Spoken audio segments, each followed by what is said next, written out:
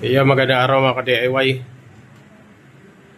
Mayroon pa pala ako isang desktop PC ditong natitira. Ayan, kasi yung 10 nito andun na sa ko sa shop. Ginagamit na. Tapos ito kapapalit ko lang ng nito processor.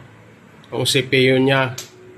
Papalit ko lang, baling dating nakakabit dyan A8 ay A4, ngayon A8 na yung nakalagay dyan. Yung nga lang, katulad dun sa mga nauna kong in-upgrade, sobrang init. Ayan, ang init ng singaw, mainit siya.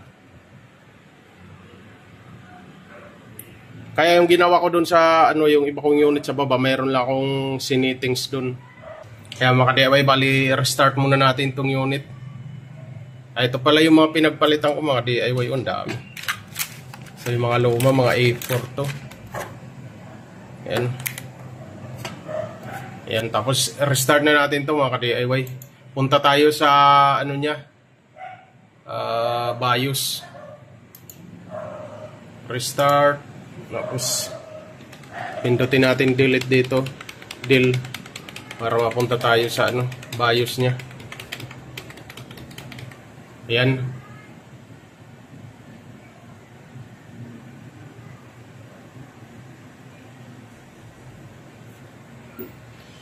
Tapos tingnan natin yung niya.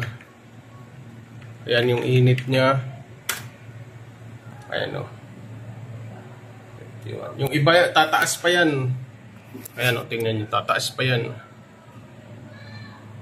Umaabot ng mahigit 60. Ayan, naka-idle pa lang yan. Lalo na pag yan, pinaglalaroan na. May games ng binuksan. Yan, tataas pa yan. Ayan 57. Ngayon, may settings lang tayong gagawin. Para kahit pa paano bumaba yung temperature niya.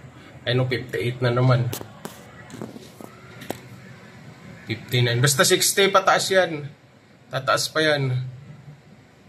Ayan mga ka-DIY. Umpisa tayo sa pag-settings natin. Ayan, chipset. Punta tayo sa chipset. Northbridge, Inter. Tapos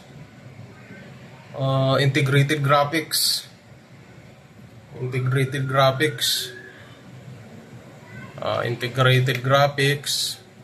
Inter. I-force natin. Set natin sa force. Ayan. Tapos, punta tayo sa OMA frame buffer size. Yan yung kasunod. Enter natin. Tapos, i-settings natin sa 512. 512M yung kasunod yan. Tapos skip tayo, punta tayo sa Qtune. Ayan, Qtune. Tapos punta tayo sa AMD Phase State Configuration. Ayun. Yan. Nandyan na pala, AMD Phase State Configuration.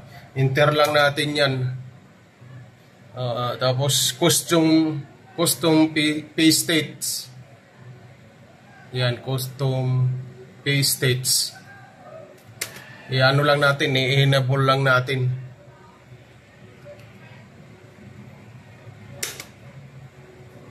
Tapos sa core bid. Ayan, core bid. Ayan, naka 1.3 siya. 1.3. I-enter lang din natin yan.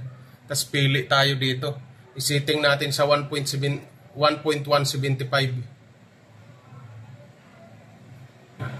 Enter natin.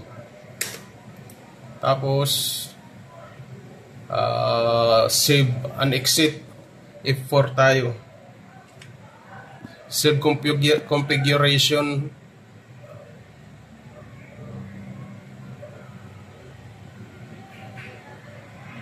Save configuration and reset. Yes.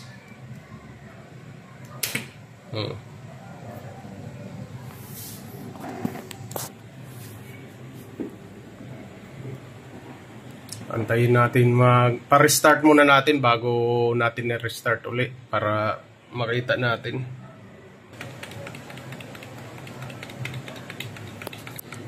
Yan mga DIY. Bali tingnan na natin yung ano niya. Dahil tapos na natin na settings. Tingnan natin yung temperature niya. Kung nag-iba ba.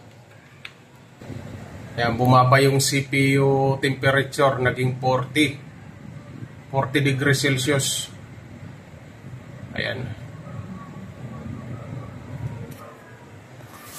Bumaba siya.